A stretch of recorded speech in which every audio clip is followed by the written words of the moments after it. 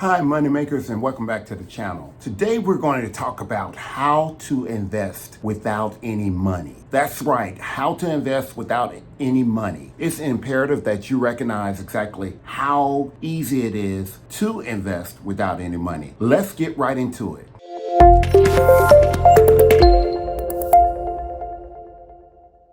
Before you actually invest, you have to understand and set clear financial goals.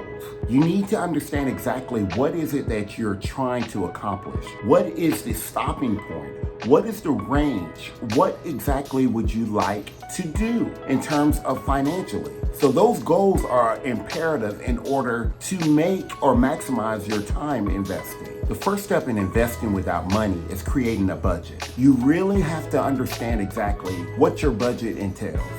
Once you know exactly how much you want to invest, that is a huge step in the right direction in investing. You want to also make sure that you're able to save money. If you're saving money, every dollar saved is a dollar that can be invested. Remember, small savings can add up over a period of time. Participate in your employee-sponsored 401k. Remember that if your company is actually sponsoring a 401k, that is free money that can be invested on your behalf.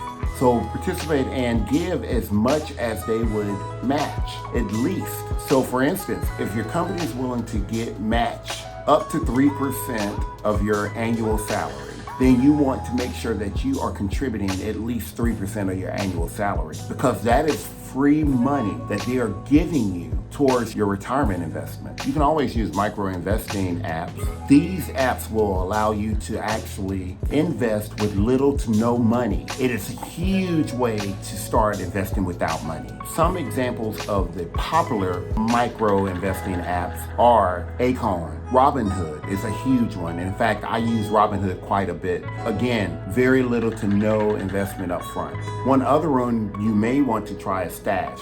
I've heard great things about Stash. Haven't used it myself, but definitely one of those apps that I hear a lot of great feedback. You can also take advantage of the dividends reinvestment plans. Many companies have these plans, and what it does is it allows you to reinvest all your dividends automatically. I think it's a huge opportunity to take and reinvest without having to come out of the pocket and use extra money. I mean, it's very easy. Instead of you getting a dividends check, reinvest that money into your fund or your stock.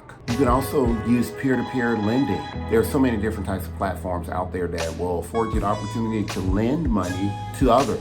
You have peer-to-peer platforms such as Lending Club or Prosper that will connect the borrowers and the lenders to each other. You can start by investing a little bit of money by lending it to others.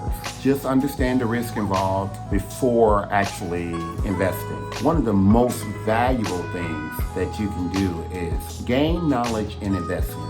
Know as much as you can. Learn as much as you can about investing. Learn as much as you can about small investments, personal finance, money markets, stock market, all of it. You want to make sure that you know as much as you can. That's one of the benefits of investing. In order to get your knowledge about investing and finances, you can use podcasts, books, YouTube, videos, friends and resources, financial resources, your banks, any of those places you can actually find information about finance and business and investments.